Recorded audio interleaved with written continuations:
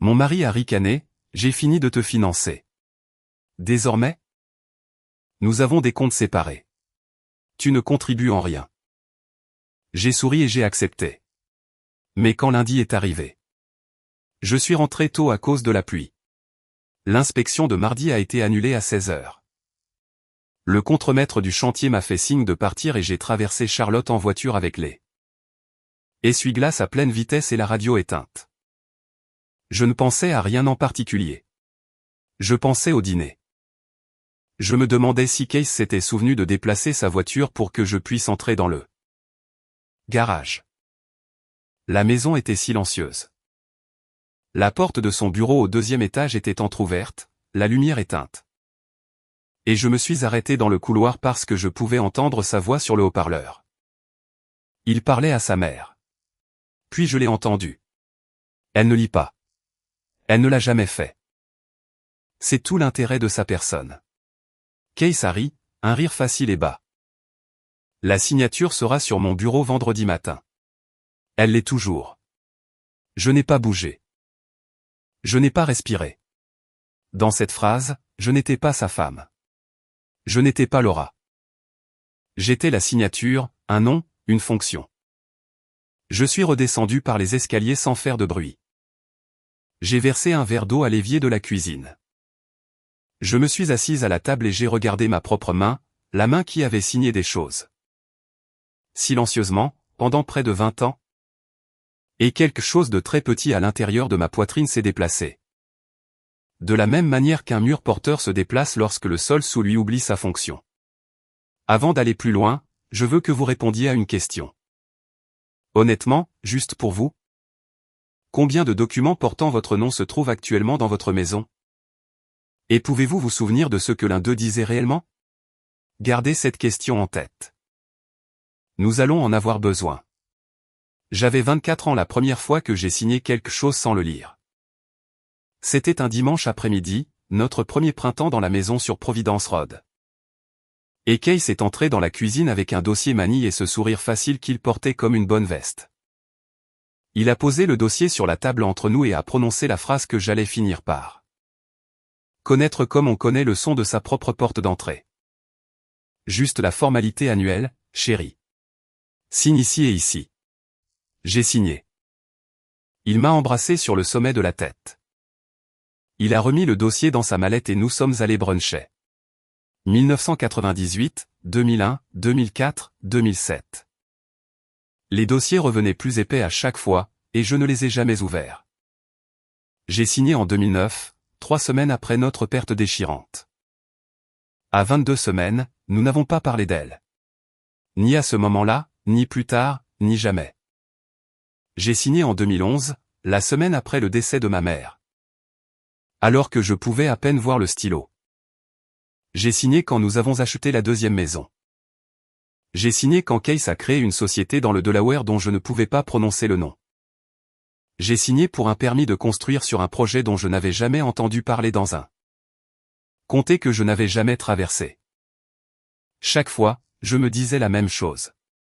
C'est ce que fait une bonne épouse. C'est à cela que ressemble la confiance. Un partenariat signifie que vous ne vérifiez pas la personne que vous aimez. J'étais très doué dans mon vrai travail. D'ailleurs, je lisais des plans pour gagner ma vie. Je pouvais me tenir sur des fondations à moitié coulées avec des bottes à embout d'acier et dire à un entrepreneur général que l'espacement de ses barres d'armature était décalé d'un demi-pouce. Je pouvais repérer une erreur de permis à 40 pas. Je pouvais lire un calcul de charge comme d'autres lisent le journal. Ce que je ne pouvais apparemment pas lire, c'était ma propre vie. Il y a un piège dans un long mariage que personne ne nomme. Les gens l'appellent la confiance. Vous faites confiance au chirurgien lorsque vous signez le formulaire de consentement. Vous faites confiance à l'avocat lorsque vous signez le testament. Dans un mariage qui dure, votre signature sur les papiers que votre partenaire ramène à la maison commence à fonctionner de la même manière. Comme une petite cérémonie de foi. Vous ne lisez pas parce que lire signifierait que vous ne faites pas confiance. Et ne pas faire confiance signifie que le mariage est déjà brisé. Alors vous signez.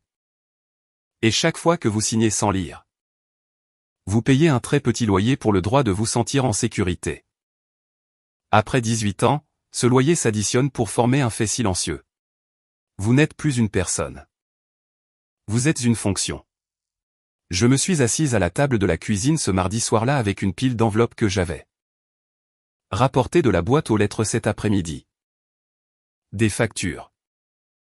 Un avis du comté. Quelque chose d'une banque avec laquelle je ne me souvenais pas avoir ouvert un compte. Mon nom figurait sur chacune d'entre elles. Pas notre nom, le mien. Et il m'est venu à l'esprit, assise là avec la pluie qui tapotait toujours sur la fenêtre. Que si un seul de ces documents contenait un mensonge, une dette, une tromperie financière ou une violation? L'État de Caroline du Nord viendrait chercher la personne dont le nom était sur le papier. La personne dont le nom était sur le papier, c'était moi. Le nom de Case ne figurait sur aucun d'eux. Je ne suis pas monté à l'étage ce soir-là.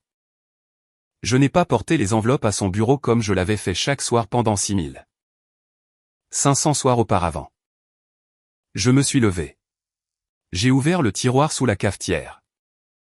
Mon tiroir, celui avec les piles et les bougies d'anniversaire et rien d'important. J'ai mis les enveloppes à l'intérieur. J'ai fermé le tiroir. C'était la plus petite chose que j'ai jamais faite. C'était la première. J'ai trouvé Denise Callaway. De la même manière qu'on trouve un serrurier à minuit. Silencieusement, en hâte. Et à partir d'une barre de recherche que j'ai effacée par la suite. Son bureau se trouvait dans un centre commercial à Matthews. Entre un salon de manucure et un magasin qui vendait des pièces d'aspirateur. Le panneau sur sa porte indiquait Callaway CPA en lettres dorées qui était là depuis assez longtemps pour s'estomper. J'ai payé les frais d'admission en espèces. J'ai dit à la femme à l'accueil que j'étais une amie d'une amie. Et la femme à l'accueil m'a regardé de la manière dont les femmes plus âgées regardent les autres. Femmes plus âgées quand elles savent déjà de quel type de rendez-vous il va s'agir. Denise avait 55 ans, des cheveux gris aux tempes. Et portait des lunettes de lecture sur une chaîne autour du cou. Elle ne m'a pas offert de café. Elle m'a offert une chaise, un bloc-notes juridique et un silence très constant. J'ai posé 3 documents sur son bureau, un contrat d'exploitation daté de 2001. Une garantie personnelle datée de 2015 et un avis post-nuptial avec une ligne de signature qui m'attendait pour la fin du mois. J'ai besoin que vous me disiez ce que j'ai signé. Elle a lu pendant 45 minutes. Elle n'a pas soupiré. Elle n'a pas haussé les sourcils. Elle a juste lu. Et de temps en temps, elle faisait une petite marque dans la marge avec un porte-mine. Quand elle a eu fini, elle a enlevé ses lunettes. A croisé les mains sur le bureau et m'a donné les 3 phrases qui ont mis fin à une version de ma vie. Vous êtes l'unique membre gérant de Whitfield Holdings LLC. Pas votre mari. Vous. Vous avez personnellement garanti une ligne de crédit de 2,8 millions de dollars en 2015. En cas de défaut, ils viendront vous chercher. Pas lui. Et cet accord post-nuptial qu'il veut que vous signiez avant la fin du mois lui transfère tout et ne vous libère d'absolument rien. Ne signez pas cela. Je suis resté très immobile. J'ai regardé au-delà d'elle, vers le parking. Un camion de livraison au ralenti dans la zone de chargement. Un lilas des Indes à floraison tardive. Une femme avec une poussette traversant entre les lignes jaunes. Tout un empire avait été bâti sur mon nom. J'avais été la fondation, pas la résidente. Puis j'ai ouvert la 3e enveloppe, celle que j'avais apportée sans lui dire ce que c'était. J'avais forcé le tiroir verrouillé de Case la nuit précédente en utilisant un couteau à beurrer. Un niveau de calme que je ne me connaissais pas. À l'intérieur se trouvait une lettre datée de 2002 sur le papier à en-tête de l'avocat de la famille. De ma mère. La lettre était adressée à Case. Veuillez vous assurer que Laura comprend la signification de chaque document qu'on lui demande de signer. La succession de sa mère l'exige. L'avocat était décédé en 2009. Ma mère l'avait suivi en 2011. Et l'homme qui avait lu la lettre l'avait repliée dans son enveloppe et l'avait mise dans un tiroir avec une petite clé en laiton où elle était restée pendant plus de 2 décennies. Ma mère avait essayé de me joindre. Elle avait utilisé son avocat pour essayer de m'instruire. Et la personne en qui elle avait eu confiance pour transmettre le message avait mis le message dans un tiroir et n'en avait plus jamais parlé. Le visage de Denise a changé. Pas le visage de lecture, l'autre. Celui qu'une femme professionnelle arbore lorsque le calcul en face d'elle cesse d'être de l'arithmétique et commence à être illégal. Chérie, dit-elle très doucement. Cela change tout. Ce n'est pas seulement de la dissimulation. C'est une tromperie financière sur la succession. Elle s'est levée. Elle s'est dirigée vers sa fenêtre. Elle s'est retournée et m'a donné la phrase que j'ai gardée dans ma poche depuis lors. Vous n'avez pas besoin d'être intelligente. Vous devez être prudente et vous devez être lente. Tout ce qu'il a construit repose sur vous. Si vous cessez d'être la fondation, vous n'avez rien à démolir. Ça tombe. J'ai hoché la tête une fois. Je n'ai pas pleuré. J'ai ramassé le dossier et je suis sorti vers ma voiture et je me suis assise sur le siège du conducteur avec mes mains sur le volant pendant un long moment avant de tourner la clé. Il existe une sorte de prison sans barreaux. Ces murs sont faits de confort. Un tapis moelleux sous les pieds. Le dîner à 19h. La façon dont un homme dit « Chérie » quand vous entrez dans une pièce. Vous ne quittez pas cette prison parce que vous ne savez pas que vous y êtes. Et quand vous voyez enfin les murs, vous remarquez quelque chose d'étrange. Les murs ne sont pas là pour vous garder à l'intérieur. Les murs sont là pour vous empêcher de regarder. Leur seule fonction est de s'assurer que vous ne levez jamais la tête. J'ai levé la tête. Je suis rentré à la maison. Pendant 2 semaines, j'ai fait ce que j'avais fait toute ma vie professionnelle. J'ai inspecté une structure. Seulement cette fois, la structure n'était pas en béton. Elle était en papier. Case allait à la salle de sport à 6h45 et rentrait à 8h15. Dans les 90 minutes entre les deux, je m'asseyais à son bureau avec un couteau à beurre et l'appareil photo de mon téléphone et je photographiais tout ce que je trouvais. Contrat d'exploitation, garantie, relevé bancaire, autorisation de virement. Distribution de fiducie dont j'ignorais l'existence. Je remettais chaque document exactement où je l'avais trouvé. Il ne l'a jamais remarqué. Pourquoi l'aurait-il fait? Elle ne lit pas. Denise a renvoyé les photos avec du surligneur jaune et de petites notes dans les marges. Flux de la fiducie ici, formulation du bénéficiaire ici. Cette clause fait de vous l'opérateur attitré. Puis, à la table de la cuisine, devant cette même fenêtre, j'ai construit un plan. J'ai fait ce que fait un chef de projet. J'ai scotché des fiches sur le réfrigérateur.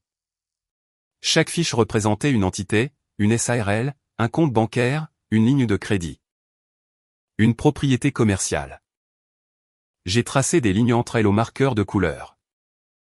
Où l'argent entrait, où l'argent sortait, qui signait, qui en bénéficiait. Les lignes se croisaient toutes sur une fiche au centre. Laura Whitfield, membre gérante, garante, signataire attitré. Les lignes partaient toutes d'une fiche dans le coin. Bénéficiaire, fiducie familiale Judith Whitfield. Je me suis tenu devant ce réfrigérateur avec une tasse de thé. Et j'ai regardé la forme sur la porte. Et j'ai compris pour la première fois avec qui j'avais été marié. Le profit allait à ma belle-mère. Le risque reposait sur mon nom. Mon mariage n'était pas un mariage. C'était un calcul de charge. J'étais le mur porteur. Il y a un nom pour ce qu'il a fait. Et Denise me l'a donné par téléphone le lundi suivant sur le parking d'un Harris Teeter où je n'avais jamais fait mes courses. Elle a appelé cela une identité par procuration. Un nom propre, sans antécédent, sans jugement, sans défaut de paiement, sans privilège. A plus de valeur juridique que n'importe quel bien qu'un homme puisse posséder. Vous pouvez emprunter plus sur ce nom. Vous pouvez obtenir des permis plus rapidement avec ce nom. Vous pouvez cacher des profits plus profondément derrière ce nom. La seule chose dont vous avez besoin est une personne portant ce nom qui ne regardera jamais le sol sous ses pieds. C'est pourquoi certains très longs mariages ne se terminent pas.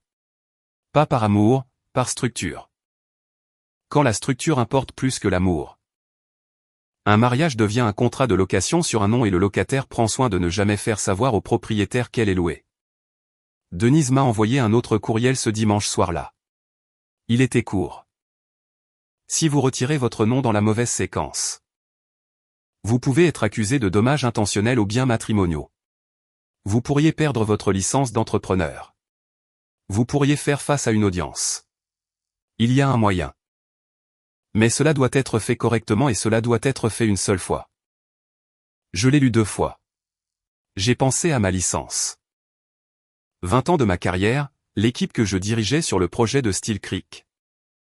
La réputation que j'avais bâtie, une dalle coulée à la fois.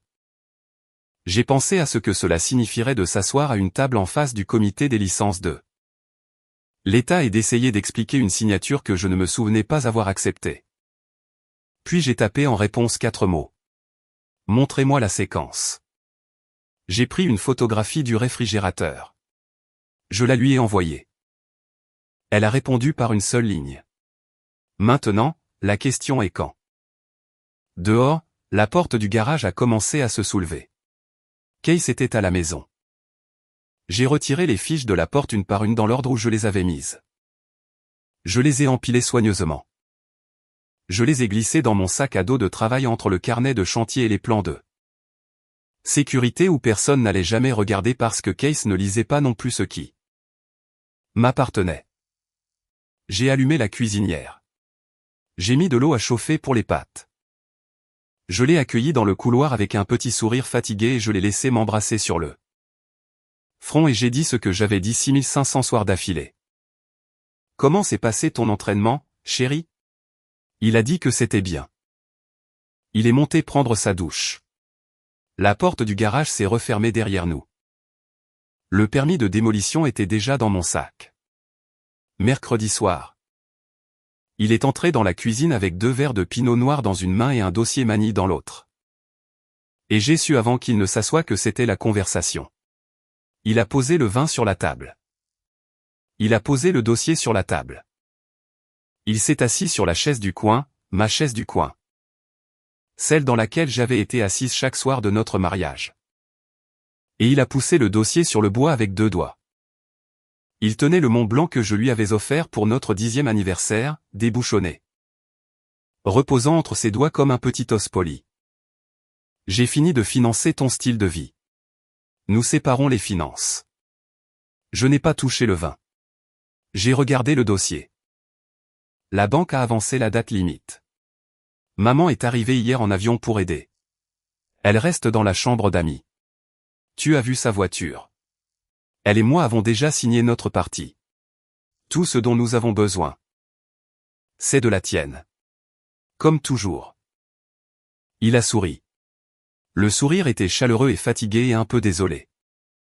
Le sourire d'un mari qui sait que sa femme a eu une longue journée et ne veut pas la déranger avec des détails. C'était un très bon sourire. Il l'avait utilisé sur moi un dimanche après-midi en 1998. Et il l'avait utilisé chaque année depuis. Et jusqu'à il y a 8 nuits, il avait toujours fonctionné. J'ai regardé le dossier. J'ai regardé le stylo.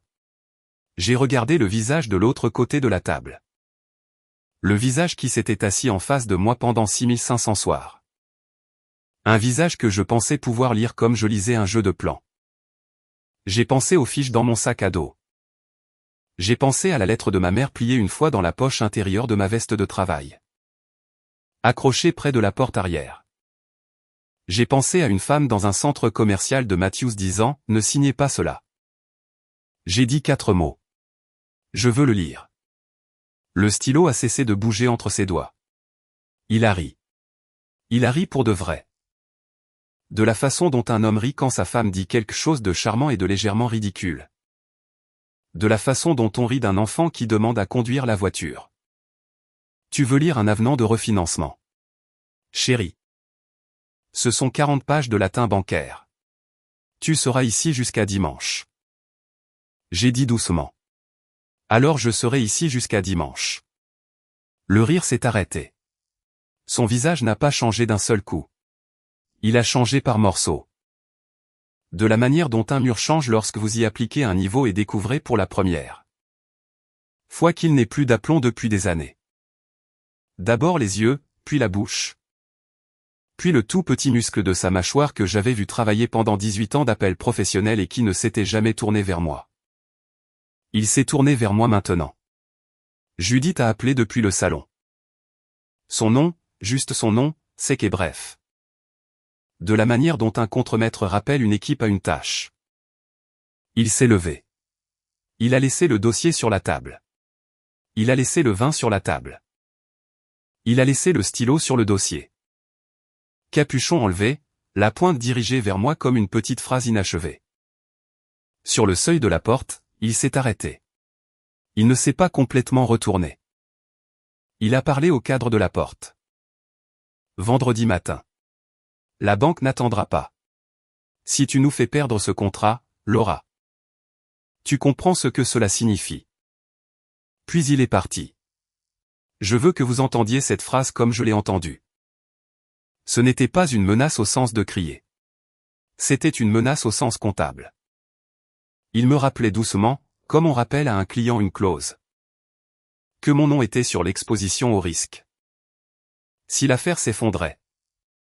La trace écrite montrerait une femme qui a bloqué un refinancement légitime à cause d'un différend conjugal non spécifié. Un bon avocat pourrait transformer cela en dommages intentionnels aux biens matrimoniaux. Un très bon avocat pourrait le transformer en quelque chose pour lequel le comité des licences de l'État voudrait tenir une audience. Je pourrais perdre la licence d'entrepreneur que j'avais gagnée une coulée à la fois pendant 2 décennies. Je pourrais perdre l'équipe que j'avais formée.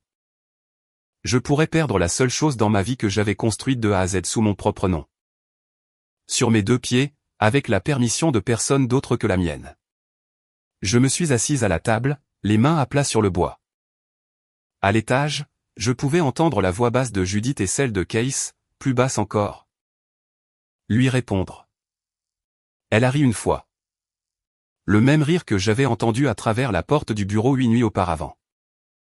Je ne me suis pas retourné. Je n'ai pas pleuré. J'ai regardé le stylo sur le dossier. J'ai regardé le dossier sur la table. J'ai regardé le vin, toujours plein, qui tiédissait dans le verre.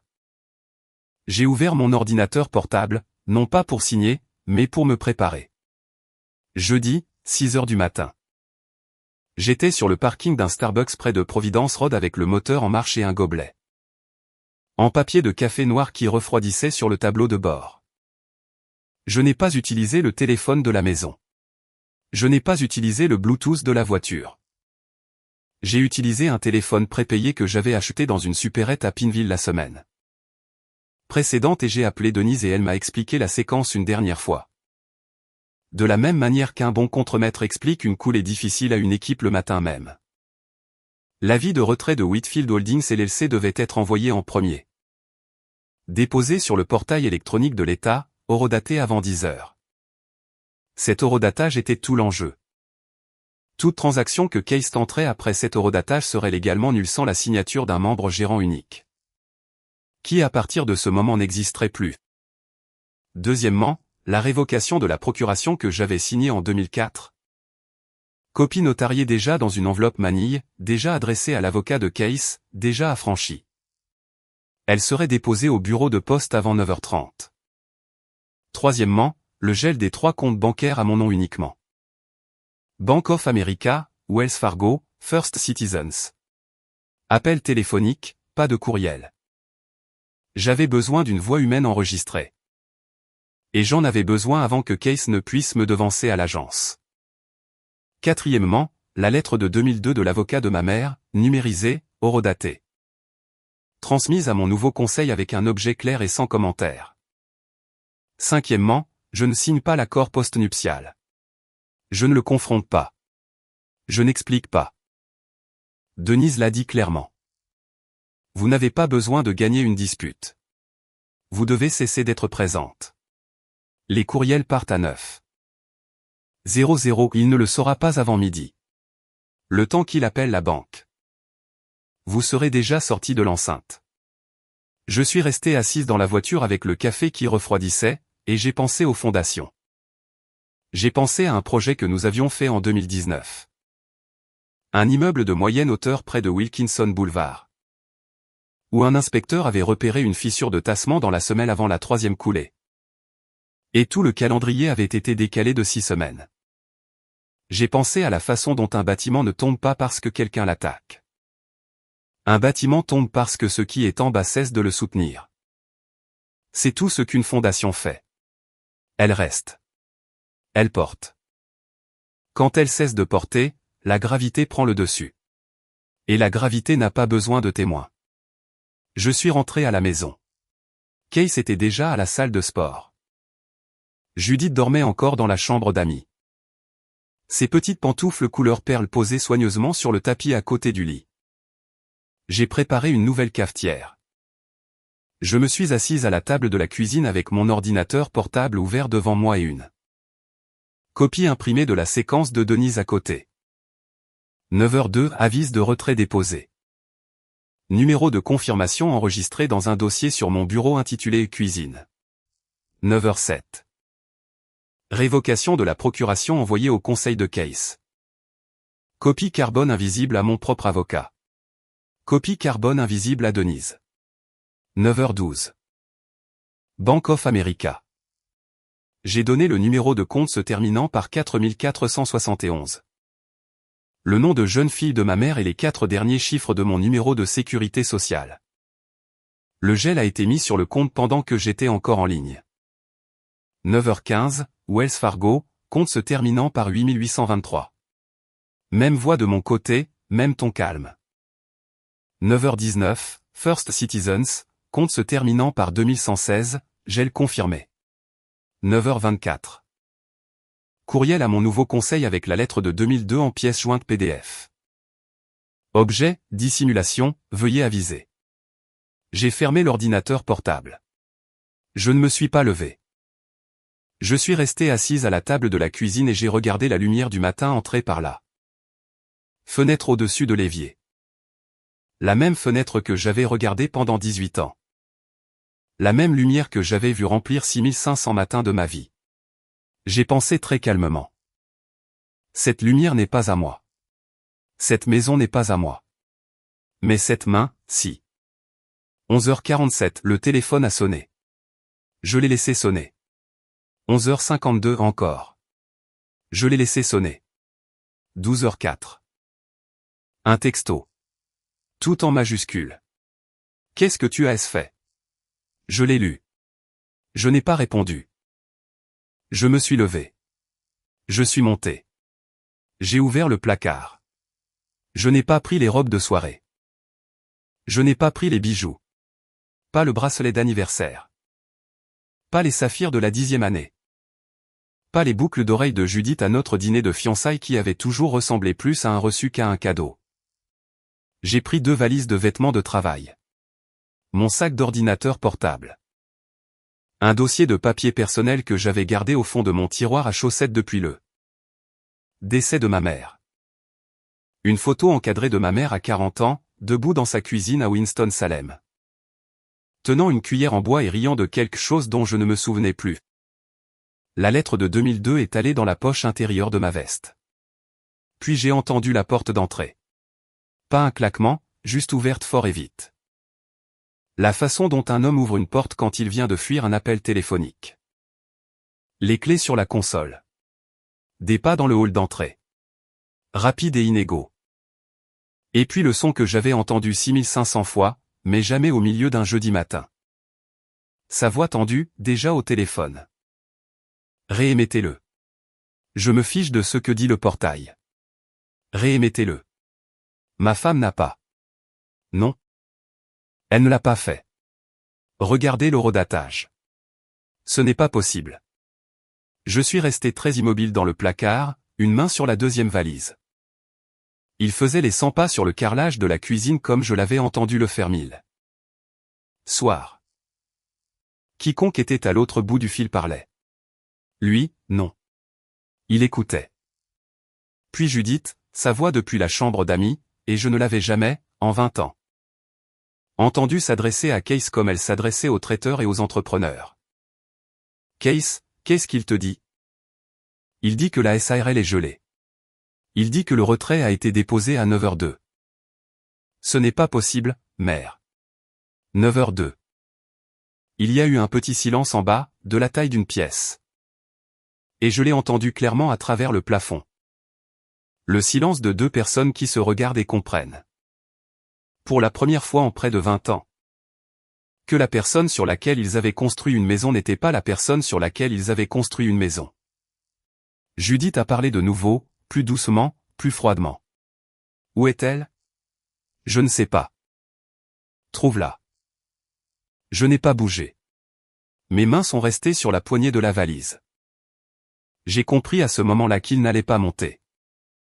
Non pas parce qu'il ne le voulait pas, mais parce qu'il ne pouvait pas se le permettre. Chaque minute que Case passait à me chercher était une minute qu'il n'était pas au téléphone avec la banque. À 14h cet après-midi, le refinancement serait mort. À 17h, les propriétés de Charleston seraient bloquées sous séquestre.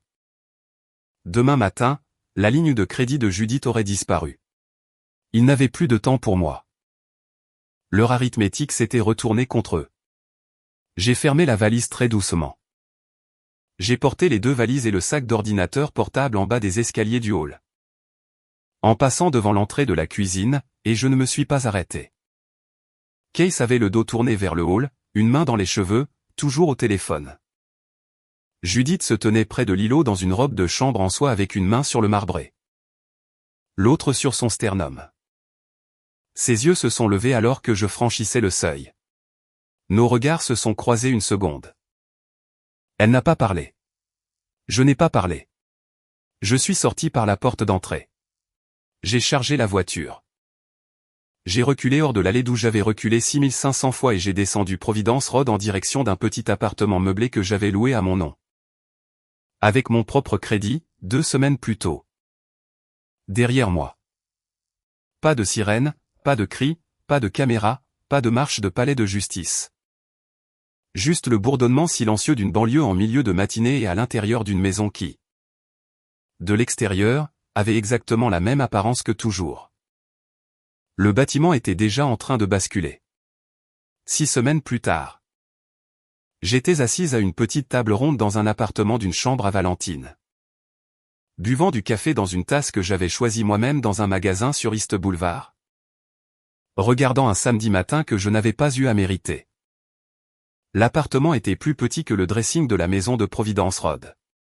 Le tapis était loué. Le canapé était loué. Le cadre de lit que j'avais acheté d'occasion à une femme de Dilworth qui déménageait à Denver. Et je l'avais assemblé moi-même avec une clé Allen, un niveau et un très long après-midi. La table où je prenais mon petit déjeuner était la première table de ma vie qui m'appartenait. Entièrement. Pas un cadeau de mariage, pas un héritage. Pas un achat que Case m'avait fait faire dans une salle d'exposition. Une petite table ronde, plaquage de chêne, $69. Livrée en kit à ma porte et construite de mes propres mains un mardi soir de septembre. Case avait essayé, bien sûr. Ses avocats ont déposé une plainte dans les 10 jours. Ils ont commencé par dommage intentionnel aux biens matrimoniaux. Ce qui était l'histoire pour laquelle je m'étais préparé dès l'instant où Denise avait prononcé ces mots à Matthews. Ils ont conclu par une demande de règlement 3 semaines plus tard, discrètement. Un vendredi après-midi. Entre-temps, mon conseil a déposé un document qui a mis fin à la discussion avant qu'elle ne commence. La lettre de 2002 de l'avocat de ma mère. Remise à Case. Jamais remise à moi. Conservée dans un tiroir verrouillé pendant 2 décennies par un homme qui m'a ensuite demandé de signer un avenant post-nuptial. Il y a un mot juridique pour cela. Ce n'est pas un joli mot. Ses avocats ne voulaient pas que ce mot soit consigné. Le règlement a été conclu sous scellé. Judith a perdu 3 propriétés commerciales à Charleston parce qu'une SARL gelée ne peut pas conclure un refinancement et un refinancement gelé ne peut pas être reporté au trimestre suivant. Case a perdu l'entité du Delaware pour la même raison. Non pas parce que j'ai tout incendié, mais parce que l'unique membre gérant ne signait plus. Pas de communiqué de presse, pas de marche de palais de justice. Pas d'enveloppe rouge de preuves livrée à une salle de conseil. Juste l'absence très silencieuse, très légale d'une signature qui, pendant 18 ans, avait tout accepté. Il y a une histoire que nous racontons sur la victoire, qu'elle est bruyante. Qu'elle ressemble à une victoire. Que quelqu'un vous remet un trophée et que le monde entier vous félicite. Personne ne vous dit la vraie forme de la chose. Une vraie victoire ressemble à un samedi matin dans un petit appartement. À boire du café dans une tasse que vous avez choisie vous-même. Dans une vie qui est enfin, silencieusement, la vôtre. L'ancien monde ne vous accompagne pas. C'est le prix à payer. Mais le petit tas honnête de ce qui reste pèse moins que l'empire que je portais sur mon dos. Et pour la première fois en 20 ans, je n'ai pas mal au dos. Je n'ai plus jamais parlé à personne de la famille de Case. La facture du country club est arrivée à échéance, et je l'ai laissée expirer. Quelques-unes des femmes qui s'étaient assises à ma table pendant 20 ans ont appelé plus tard. La plupart ne l'ont pas fait. Je comprenais. Je lis tout maintenant. Je lis les termes et conditions du renouvellement de l'assurance. Je lis les petits caractères sur l'impression de la pharmacie. J'ai lu le bail de cet appartement 3 fois avant de le signer. Et je l'ai signé moi-même à une petite table dans le bureau de location. Avec un stylo que j'avais apporté de la maison. Si vous écoutez ceci et que vous avez une pile de papier quelque part dans votre maison. Dans un tiroir, dans un coffre-fort, dans un dossier que votre mari garde dans son bureau. Dans un compte de messagerie que vous n'avez jamais ouvert, et que votre nom est sur ces papiers. Et que vous ne vous souvenez pas de ce qu'aucun d'eux disait. Je veux que vous m'entendiez clairement. Vous n'êtes pas stupide. Vous n'êtes pas faible. Vous avez fait confiance. Et quelqu'un a pris cette confiance et l'a utilisée comme fondation pour quelque chose qu'il a construit sans vous le demander. Vous n'avez pas besoin d'être intelligente pour régler cela. Vous n'avez pas besoin d'être courageuse. Vous devez être prudente et vous devez être lente. Et vous devez vous souvenir d'une chose très simple qu'une femme dans un centre commercial de Matthews m'a dit un jour et que j'ai porté dans la poche de ma veste de travail depuis lors. Si vous cessez d'être la fondation, vous n'avez rien à démolir. Ça tombe. Une fondation n'a pas à regarder le bâtiment s'effondrer. Une fondation n'a qu'à s'en aller. Je me suis tenu à la fenêtre de la cuisine ce samedi matin-là, le café tiédissant dans mes mains. Et j'ai regardé un petit parking qui n'appartenait à personne que je connaissais et j'ai fait la plus petite chose que j'ai jamais faite de ma vie. J'ai souri, pas un grand sourire, un petit. Du genre que l'on s'adresse à soi-même dans un miroir quand personne d'autre n'est à la maison. J'ai posé la tasse sur la petite table ronde en chêne. Ma main est restée immobile. Pour la première fois en 18 ans, elle ne cherchait pas un stylo. Si une partie de cette histoire s'est installée au milieu de votre poitrine. S'il y a une femme dans votre vie qui a besoin de l'entendre, une sœur, une amie, une fille. Une voisine. Quelqu'un qui signe silencieusement des choses à une table de cuisine depuis des années. S'il vous plaît, partagez cela avec elle. Pas pour moi, pour elle. Et puis, si vous en avez envie, dites-moi dans les commentaires. Avez-vous déjà signé quelque chose sans le lire? Qu'est-ce que cela vous a coûté? Qu'est-ce que cela vous a appris? Je lis tout le monde. Merci d'être resté avec moi jusqu'à la fin. Je vous verrai la semaine prochaine. Cette histoire est entièrement fictive et destinée uniquement à des fins de divertissement et d'éducation.